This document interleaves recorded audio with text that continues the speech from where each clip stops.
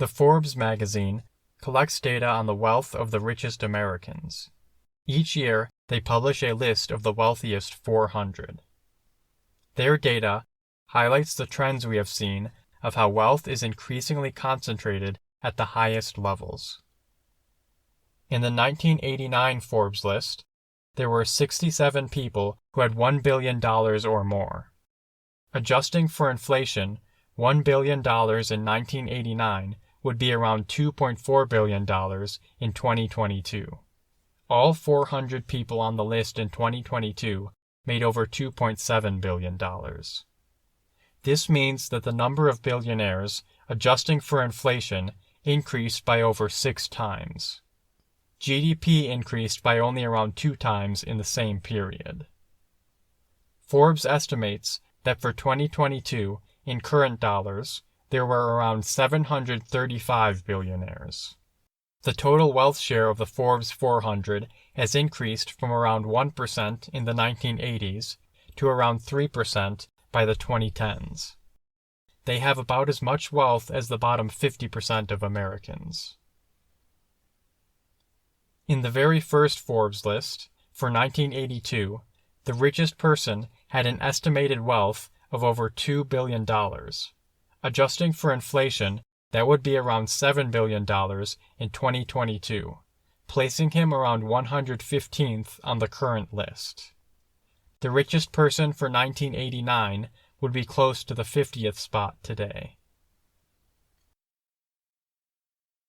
This graph shows the wealth of the richest person each year. The level of wealth of the richest person has increased greatly, especially in the last 5 years. In the early years of the list, the spot of the richest person went back and forth between several people from different industries. This ended when it came to be dominated by one person, Bill Gates, for almost 30 years. Bill Gates and his fortune from Microsoft could not be matched by any of the other top wealthiest individuals. That is until 2018, when Jeff Bezos surpassed Bill Gates with a fortune of $160 billion. In 2022, Bezos was passed by Elon Musk, whose wealth reached $250 billion. For 2022, Jeff Bezos was second with $150 billion. Bill Gates was next with $106 billion.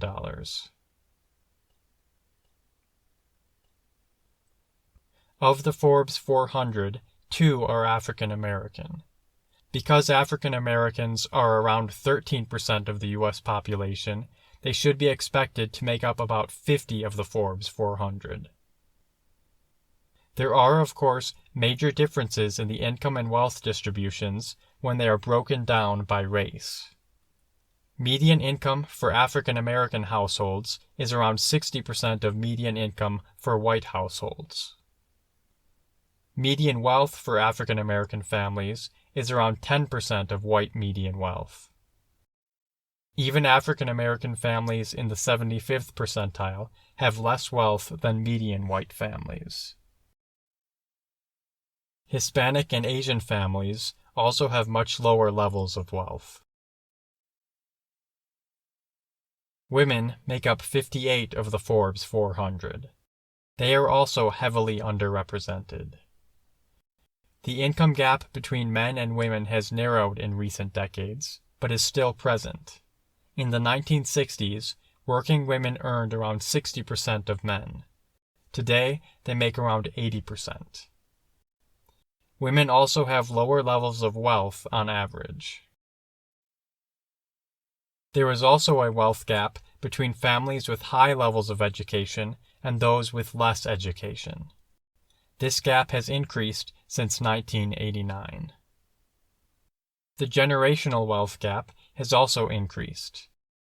In 1989, older families had around 6 times the wealth of younger families.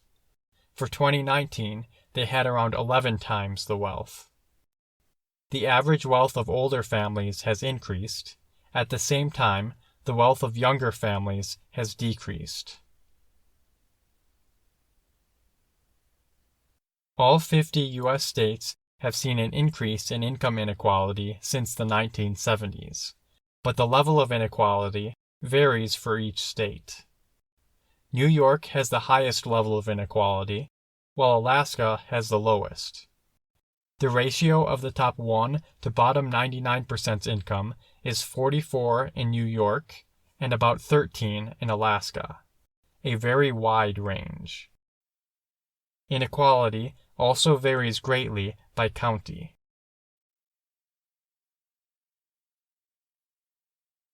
How does the U.S. compare to other countries on its level of inequality? The Gini index is a common measurement of how equal or unequal a distribution is. It is often used to describe levels of income inequality, but can also be used for wealth.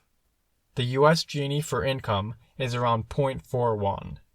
This places it much higher than similar developed countries, and much higher than countries such as Norway and Sweden, which have Ginis of 0.277 and 0.293 respectively. The U.S. Gini for income has increased in recent decades. The U.S. Gini for wealth is around 0.85, one of the highest in the world. The U.S. uses a system of marginal tax rates for income taxes. The way this works is that there are different rates for each additional amount of income that a person makes. Income is divided into separate tax brackets for each additional level of income. The number of tax brackets extending to higher levels of income has varied over time. There are currently 7 brackets, however in the past there were many more. In the 1920s, there were as many as 56 brackets. The rate for the highest tax bracket has declined since the 1960s, from around 90% to 37%. In line with this, effective tax rates at the highest levels of income have fallen. The average tax rate for the top 1% increased early in the 20th century and reached its highest levels during the 1940s and 1950s, after which it began to decline. From 1992 to 2014, the IRS tracked and published data for the 400 highest income tax returns. This shows the average tax rate that was paid by this group each year. The average rate declined over this period from around 28% to around 17%. It jumped up again in 2013, however, due to tax increases passed along with the Affordable Care Act. Another report, looking at the tax rates of the richest individuals, was published by the nonprofit news organization ProPublica in 2021. It looked at the tax rates of the wealthiest 25 Americans. Their research was based on a private set of IRS documents that they gained access to. They found that in a number of years, some of the richest people paid no federal income taxes. Jeff Bezos in 2007 and 2011, Elon Musk in 2018, Michael Bloomberg, Carl Icahn, and George Soros in other years. Overall, they calculated that from 2014 to 2018, this group paid a tax rate of 3.4% when comparing the federal income taxes that they paid with the amount their wealth increased. Warren Buffett had the lowest tax rate at 0.1%. Interestingly, Buffett published an opinion piece in the New York Times in 2011 titled "Stop Coddling the Super Rich." In it, he pointed out that his tax rate was much lower than that of the others in his office. He called for raising taxes on those making over $1 million, and especially on those making over $10 million.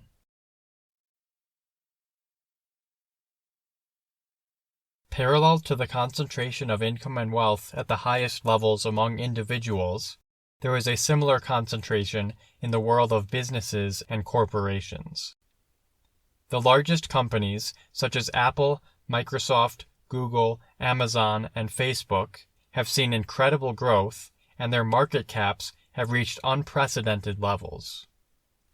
In 2018, Apple became the first U.S. company to reach $1 trillion in value.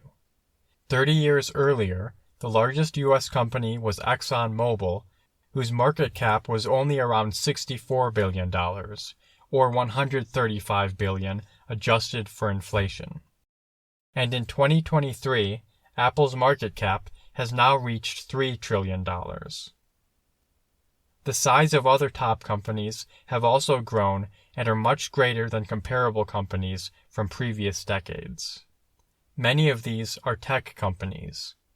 The growth of the tech industry has been an important factor in this expansion at the highest level. These companies make up a significant portion of the U.S. economy. The Fortune 500 is a list of the 500 largest U.S. companies by revenue, tracked by the Fortune magazine. Their total revenue compared to U.S. GDP was around 63% for 2022. In some years, it is over 70%.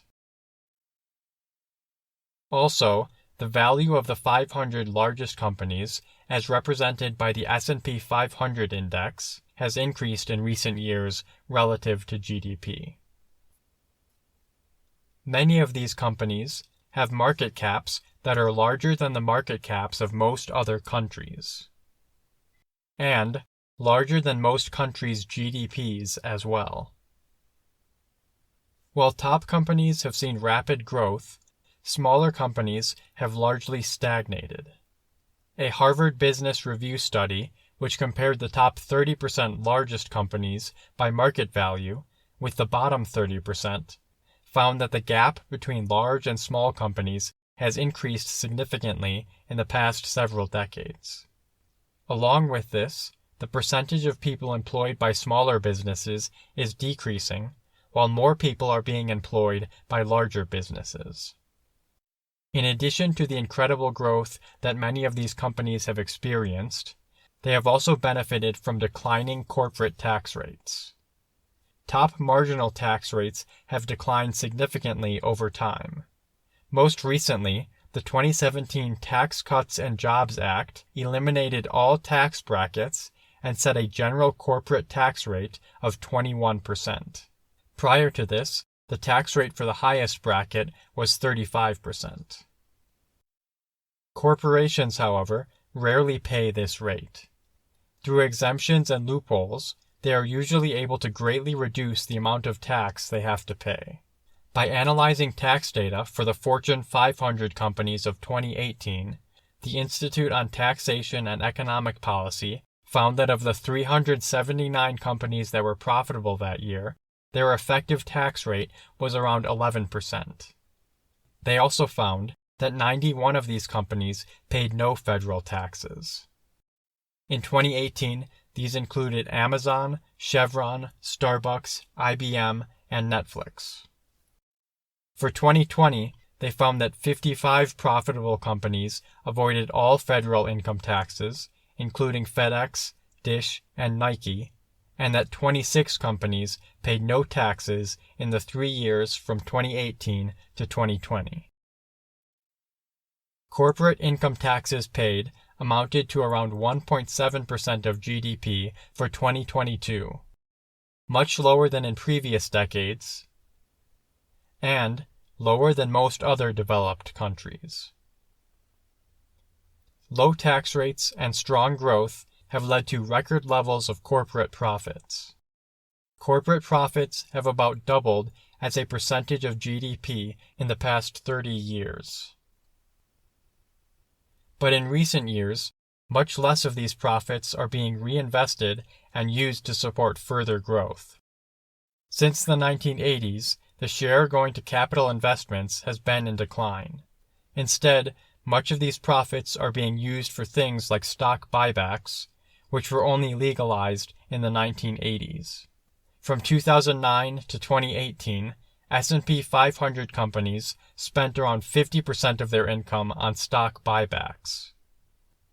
Profits that are reinvested and spent on growth can boost general economic growth, create new opportunities for workers, and so on.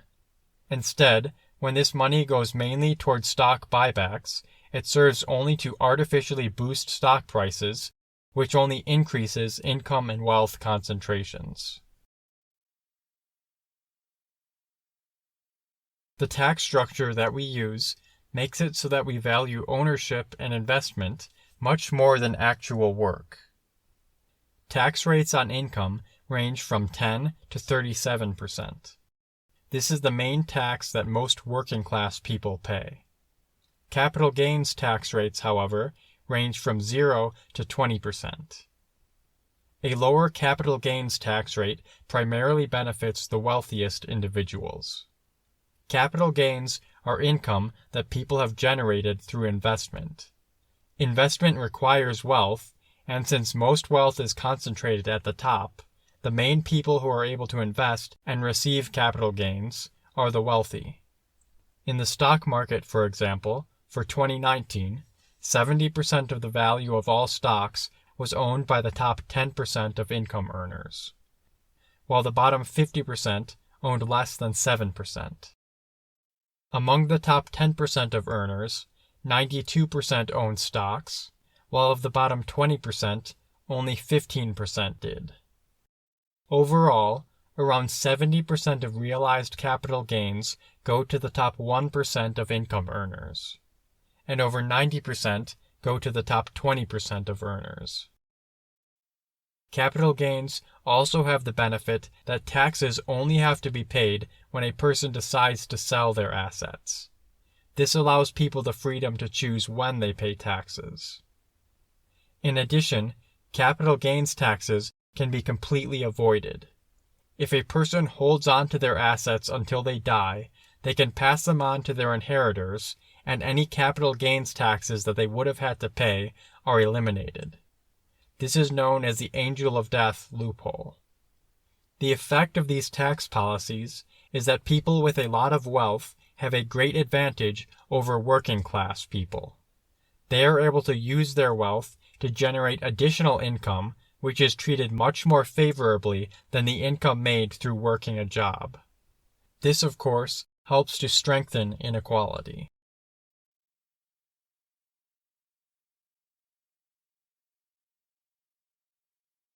Prior to the 1970s, economic productivity grew at a strong rate, and workers' compensation grew along with it. But a major shift occurred in the 1970s, and they began to diverge. Productivity continued to increase, but growth in workers' compensation stagnated. In line with this, the share of income going to labor has declined, especially since 2000. Another important factor is the change in levels of unionization. Unionization rates have declined from around 20% in the 1980s to around 10% today. Non-union workers make around 20% less than union workers. A lack of growth in the minimum wage has also contributed to changes in income levels. The minimum wage reached its highest level of purchasing power in 1968 at $1.60 an hour. If the minimum wage had kept up with inflation since then, it would be around $12 today. If it had kept up with productivity, as it did in the 1950s and 60s, it would be over $23. The last time the minimum wage was increased was in 2009, a 14-year gap, the largest gap in the history of the minimum wage. Prior to that, it was generally raised every 5 or 6 years. Not all groups have faced stagnating wages, however. CEO pay has skyrocketed. In 1965, top CEOs on average made around 20 times what the typical worker made. For 2021, they made almost 400 times the typical worker. Wage growth for the top 1% has been very strong, while growth for the bottom 90% has been slow.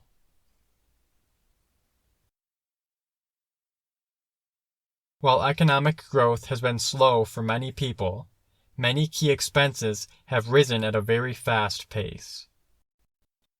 Since 1980, college tuition and fees have increased by over 1,000%. General inflation for the same period was only around 200%.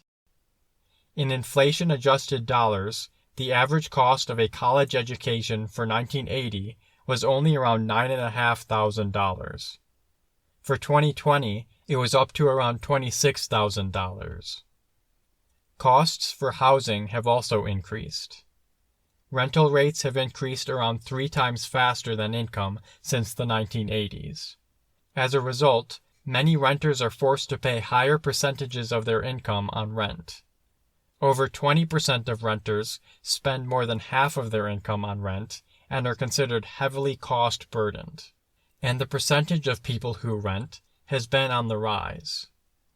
Home prices have also increased rapidly.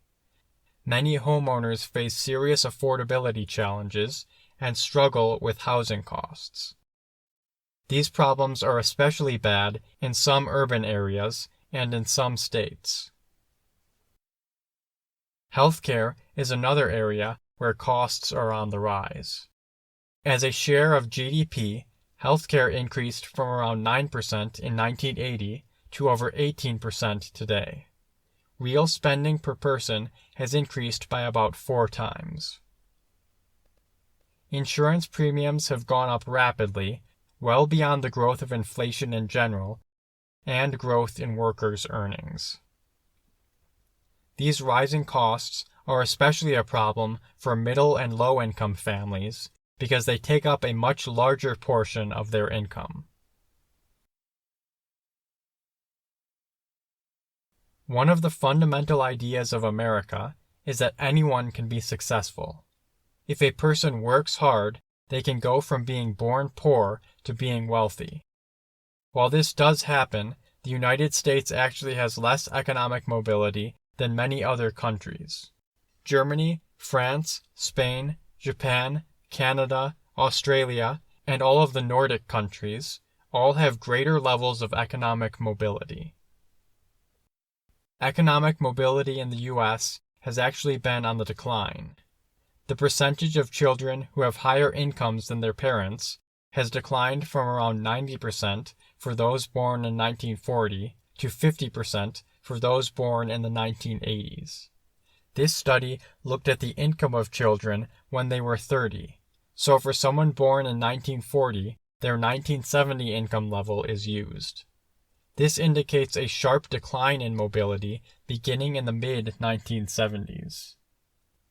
Another study, looking at a different measurement, found a similar result, that mobility increased from the 1950s to the 1970s, but then began to sharply decrease during the 1980s and 1990s. During this period, the economy and GDP continued to grow.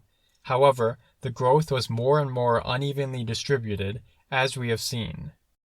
Most of this decline in mobility is due to the benefits of growth being concentrated at the highest levels.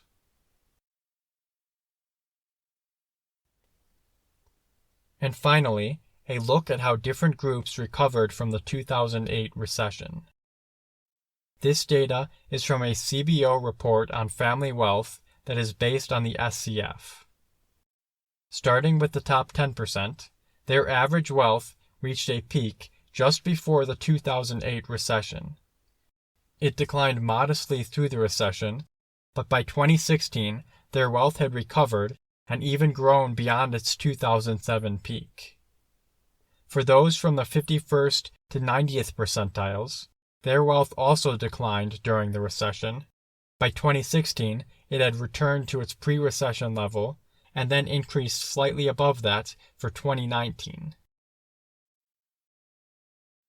Those from the 26th to 50th percentiles were hit hard by the recession. Their wealth levels remained low for several years, but eventually began to recover. However, by 2019, they were still below their 2007 levels. Finally, the bottom 25%. Their average wealth hovered at around zero for several years. During the recession, they were hit very hard. Their average wealth dropped to around negative $10,000. From there, it has not recovered. Since the 2008 recession, the economy overall has recovered and has continued to grow. GDP per capita has risen to its highest levels ever. But, obviously, this growth has not reached the bottom 25%. For them, there was no recovery. People at different levels of the income and wealth distribution face very different realities, even when it appears that the economy as a whole is doing well.